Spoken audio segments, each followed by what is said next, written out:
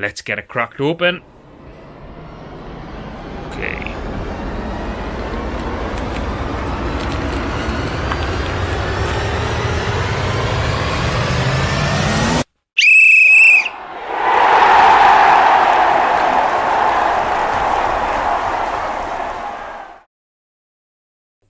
So it all started with an auction lot.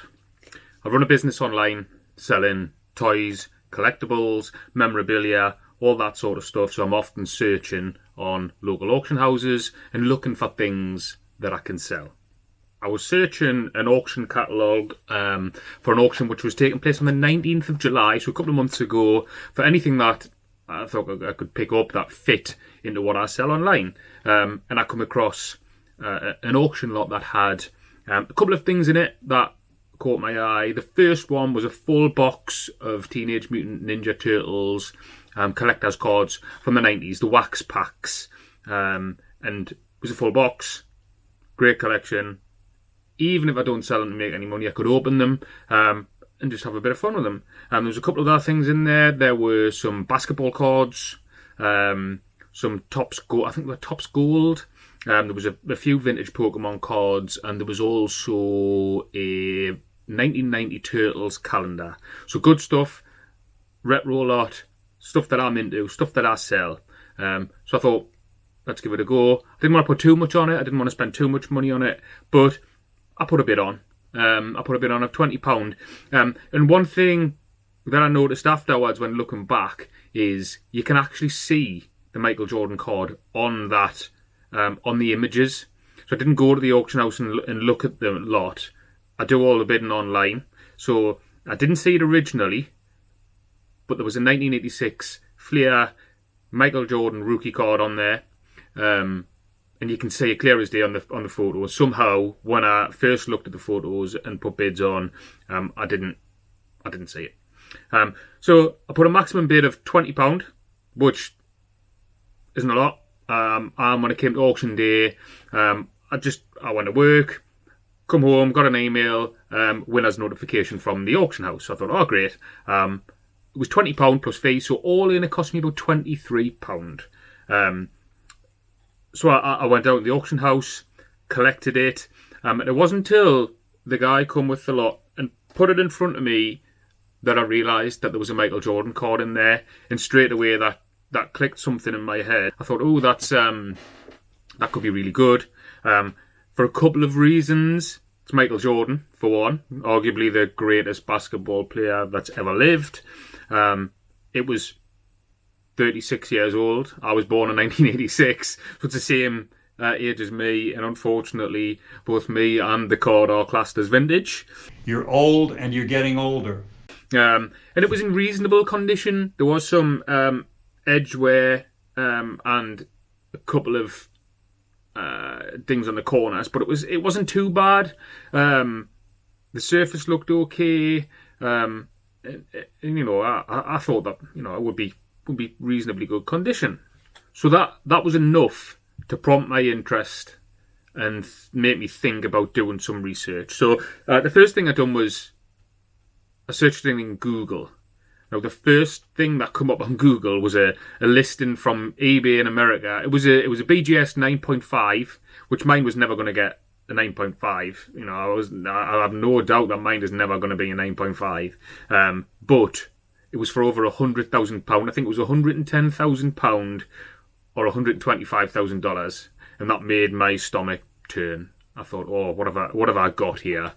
I searched on eBay. I realised there was a lot of reprints, a lot of things like anniversary editions, a 10-year anniversary edition, things like that, and they were worth significantly less than that. And I think, even at a 9.5, I don't think it's worth anywhere near £100,000. I think that is overpriced. So I checked the card. All of the reprints that I could see either had reprint on a 10th anniversary, so I checked it over, and it did look to be the original 1986 card. It had the date on. It had everything that the original card has on it. So I was quite excited. I didn't want to get too excited because I still didn't really know what I had. But the more research I done on the card, the more I realised that it was probably the most faked basketball card out there. There's a lot of copies, lots of prints, and that just made me think, is this the real deal? Now, there are a couple of things that did make me think it was the real deal. One was it was in an auction lot with other items of that era. So there was the I think the Turtles cards were 1989 or 1990. The calendar was 1990. There was some old basketball and old Pokemon cards. So not exactly 86, but around that time. So I was thinking, well, everything else in that lot is of that era. So maybe this is a real card and is of that era. But I done some research and I looked at websites that help you spot fakes. And I'm no expert on this. I know nothing about this card. I know nothing about basketball cards. But from what I could see, it checked out. I'm sure if there was a real expert, he could probably take a glance at this card and go, yeah, that's real, or yeah, that's fake. And you know, it would be easy for them to spot that. So I decided the only way I could be 100% sure if this card was real or if it was fake was to send it off for grading. Now, I looked at some UK grading companies, and I don't think that's the right way to go. So I think the market for this is probably in the US, in the States. So if I got it graded by a UK company and I was looking at it and there was US buyers looking at it that didn't recognise that company, they would be they wouldn't be likely to want to buy it. So I thought, let's go for a more worldwide known grading company. So I looked at Beckett and I decided to send it off with Beckett. So I used you can't. So in the UK you can't directly send cards to Beckett for grading. So I used a sort of middleman company. You send it to them, and they have an account with Beckett, and they send it to Beckett, and then it comes back via them. So that was about 2 months ago, and I've waited and been checking the status over and over and over again. And this morning it's finally arrived. So Mr. Postman dropped it at the door this morning, and it's waiting to be opened. So I'm going to open it now. I'm going to reveal all, and I'm crossing my fingers that it's real. But my mindset is, it's a fake. Anything over and above that is an absolute bonus. Let's go and do the opening. And this is it. The moment of truth is my Fleer 1986 Michael Jordan rookie card, real or fake. It's just been delivered this morning. As I've already explained, I have no idea about the authenticity of this. That's the reason I sent it to be graded. I've kept in my head that it's fake, and then I can't be disappointed by the outcome. But I may be surprised. Let's get it cracked open. Okay.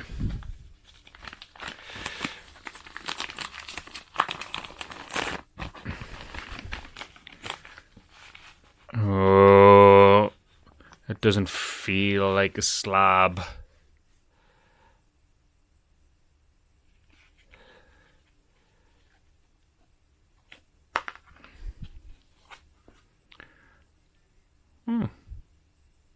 Got a free top loader anyway. What is that? Questionable authenticity. It's fake. Oh dear. I think that means it's fake. Potential £5,000 to £10,000 is now zero. Not worth anything. It's not worth anything. It's got no value, I get it. Let's see. Yeah. There it is. Now this might be glaringly obvious. I mean, them corners weren't like that when it got there. It may be glaringly obvious that this is fake or a reprint. But as I know very little about the card, The only way I could be sure either way was to send it off to be graded. If you know what makes it a fake, if you know what sticks out to show that this is a fake, please let me know. The things that I read were the flare. See the little arrow. Normally, on the fakes, on the copies, that's yellow, where it should be a darker colour than the line that says Premiere. In the reprints or the copies, there's this thing here, which is called the ghost in the crowd, I think is what it's referred to as. Normally that's not... The prints aren't good enough quality to show that, so that's not there on the reprints. On the eyes, it's not clear. There's not clear separation between the eyebrows and the eyes on the reprints because of the print quality of them. On this, the fakes are often missing the decimal point, which mine has. So I don't know. I don't know what. That's the reason I thought it was real. I'd gone through all of those checks. I mean, that's not the reason I didn't think it was real, but that's the reason why I had little confidence to send it to be authenticated and graded. But there must be something that sticks out to say that this isn't a real card. Maybe it's just a print quality. I don't know what the quality of these was like. But it's fake. End of a story. It's disappointing. The kids aren't going to Disney World. I had promised them a trip to Disney World if it was real, and it's not. So we're not going. But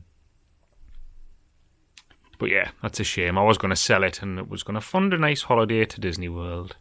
Maybe we'll go another time. So that's that. It's a fake. Thanks very much for watching. I hope you liked the story. Although it didn't end in the greatest way, it's still been a bit of a roller coaster. So please like the video. Please subscribe to our channel. And press that notification bell if you want to see more videos. It's a disappointing bye.